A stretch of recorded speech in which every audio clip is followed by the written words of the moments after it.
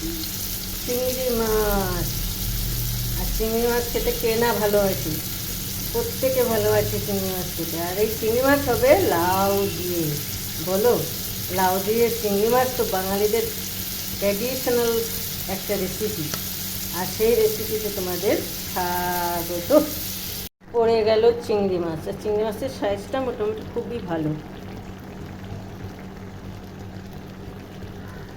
চিংড়ি মাছ পড়ে গেল।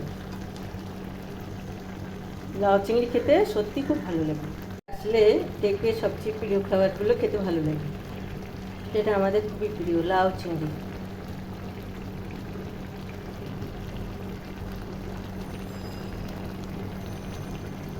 কত সুন্দর, আস্তে আস্তে কি সুন্দর রান্না হয়ে আছে।